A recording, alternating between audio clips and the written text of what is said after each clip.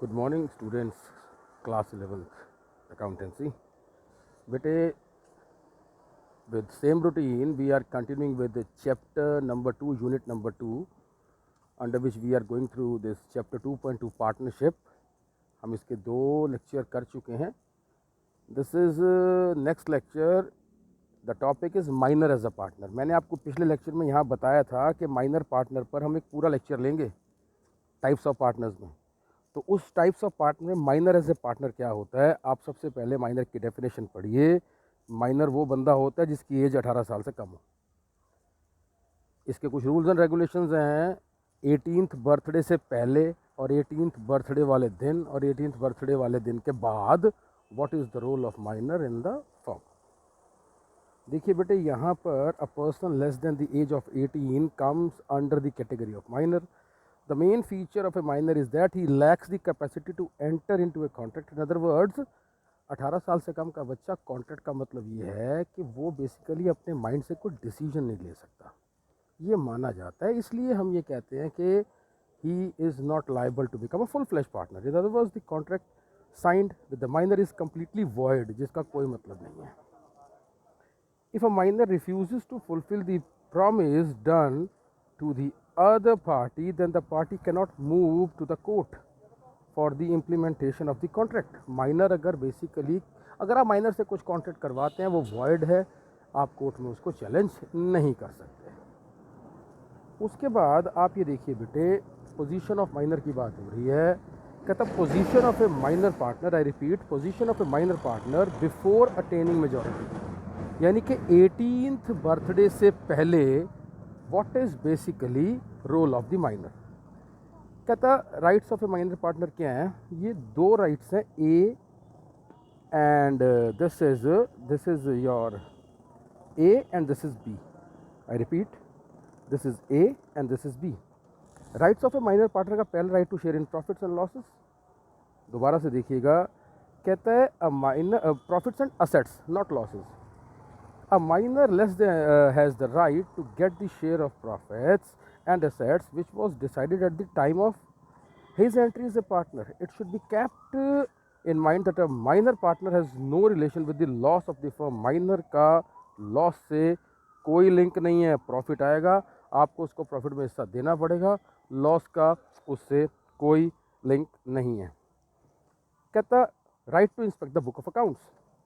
A minor partner has the right to view, inspect and to get copy of books of accounts of the firm. जो उसका family member या वो जो भी accounts बनते हैं उसकी एक कॉपी अपने पास रखने का राइट रखता है. राइट टू फाइल सूट कहते हैं कोर्ट केस को. अ minor partner can file a case against the firm for the payment of his share at the time of his quitting the partnership. In case कोई flaw करते हैं, दूसरे partner उसको उसका share नहीं देते, तो वो कोर्ट में सूट फाइल कर सकता है कि मुझे मेरा शेयर दिया जाए. दूसरा, responsibilities of a minor partner. कहता है minor partner responsibilities limited only to the extent of his invested capital in the firm, while other partners of the firm have unlimited liability. जितना उसकी कैपिटल इन्वेस्टेड है उतना loss तुम उससे recover कर सकते हो, या लॉस में तो उसका हिस्सा है ही नहीं, उसकी लाइबिलिटी उतनी ही है जितनी उसकी कैपिटल है, लेकिन बाकी सब पार्टनर्स की अनलिमिटेड है. नेक्स्ट है बेटे, position of a minor partner on attaining majority. On attaining majority का मतलब ये है when he elects, I repeat, a public notice regarding the minor willingness to remain a partner or not is to be served by him. This notice is to be produced within 6 months of his attaining majority. यानी कि उसके 18वें जन्मदिन से 6 महीने पहले उसको एक लिखित में देना पड़ेगा कि तू 18वें जन्मदिन के बाद पार्टनरशिप में कंटिन्यू करेगा या नहीं करेगा. The position of a minor after attaining majority can be divided into 2 categories. When he elects to remain a partner, अगर वो कहता है हाँ जी मैं 18 after 18th birthday I will remain a partner, तो उसकी भी लाइबिलिटी अनलिमिटेड हो जाएगी. वो लॉसेस को भी शेयर करेगा और वो हर चीज़ का रिस्पॉन्सिबल होगा जो डिसीजन उसके दूसरे पार्टनर्स भी लेंगे.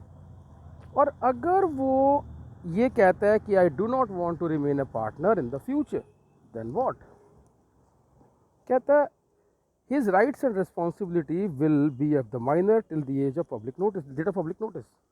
भाई पब्लिक नोटिस का जो पीरियड है उसमें वो एक माइनर ही रहेगा और उसके बाद वो क्विट हो जाएगा. He will not be responsible for any act, यानी कि दूसरे पार्टनर्स के किसी डिसीजन का वो कोई रिस्पॉन्सिबल नहीं है. He has right to file suit against other partners for demanding the share. भाई वो क्विट कर रहा है तो उसको उसका शेयर मिलना चाहिए, इसके लिए वो एक कोर्ट केस भी कर सकता है in case any flaw. Next is बेटे पार्टनरशिप डीड. डीड क्या होता है? It refers to an agreement which specify the terms and condition that govern the partnership. समझिएगा बात को यार, हम 2-4 बंदे मिलकर कोई बिजनेस करते हैं, ज़रूरी तो है हम तो सोशली बिजनेस कर लेते हैं. सोशली बिजनेस करने का मतलब यह है कि चलो इकट्ठे मिलकर दुकान खोल ली.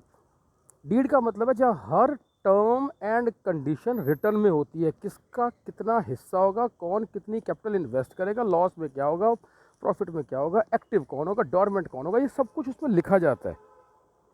तो डीड के ये कंटेंट है, आपने सिर्फ ये रेड लाइनें करनी है, ओनली रेड. देखिए क्या क्या होता है डीड में.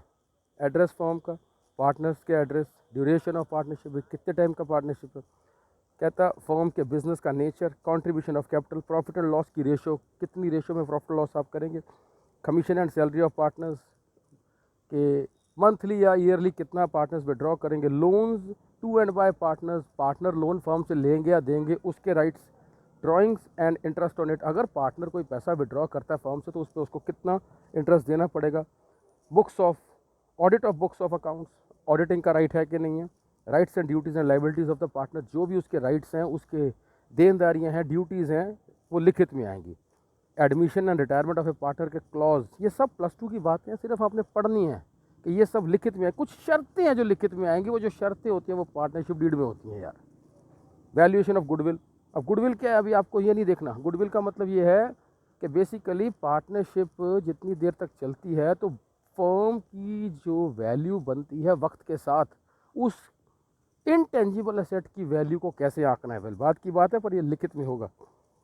अगर फर्म भंग होती है, डिसॉल्व होती है, तो उसके क्लॉजेस, किसी पार्टनर के डेथ के बाद के clause, violation of partnership rules में क्या पेनल्टीज हैं. These are the things which are basically written clear in the partnership deed. फिर कहता है formation and registration of partners.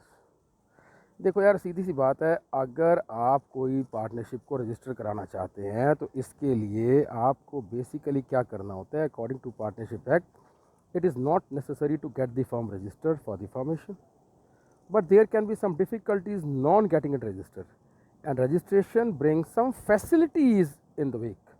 Registration से कुछ फ़ायदे हैं. फ़ायदे क्या, जब आप रजिस्ट्रेशन कराएंगे तो you will be going in some legal terms. Procedure क्या रजिस्ट्रेशन का, आप क्या करते हैं, for this purpose of getting the firm registered और the state government have appointed registrar of the firms. ये जो डेजिग्नेशन आदमी का होता है जिसको हम एप्लीकेशन देते हैं उसको रजिस्ट्रार ऑफ फर्म बोलते हैं. Registrar of firm, first of all a prescribe form has got to be filled. हम एक फॉर्म फिल करते हैं और वो फॉर्म रजिस्ट्रार को जमा कराते हैं. वो टर्म्स एंड कंडीशन को देख के उस पर साइन करके आपकी फॉर्म को बेसिकली रजिस्टर कर देता है. कहता है लास्ट है इसमें, नीचे देखिएगा, the topic which come up is basically your benefits of registration and effects of non registration. इसकी बच्चों ज़रूरत नहीं है, आपको पता होना चाहिए registration of partnership deed, and this is your mind map. Each and every topic is given very much clear over here. जितने भी कलर्स हैं फॉर्म्स ऑफ बिजनेस ऑर्गेनाइजेशन के अंडर, आपके पास सबसे पहले यहाँ देखिए ये फीचर्स हैं स्टैचुरी एंड जनरल, जो हमने पार्टनरशिप के फर्स्ट लेक्चर में करे थे. उसके बाद अगर आप देखें तो यहाँ पर लिमिटेशंस हैं, सॉरी इधर देखिए, यहाँ पर आपके पास difference between partnership and sole trade है, टाइप्स ऑफ पार्टनरशिप है, मेरिट्स, और इधर आप देखिए ये लिमिटेशंस हैं. ऐसे ही आपने टाइप्स ऑफ पार्टनर्स किया जिसमें आपने एक माइनर को स्पेसिफिकली करा. उसके बाद यहाँ पर बेनिफिट्स ऑफ रजिस्ट्रेशन किया और पार्टनरशिप डीड. कंटेंट आप डीड के यहाँ से पढ़ लो, it's enough in the case of +1. तो बेटे this was the chapter of partnership. In the next lecture we will continue same exercise part when the unit will end up, but revise the things which has been covered so far. It is very important chapter as far as your next class is concerned. Goodbye.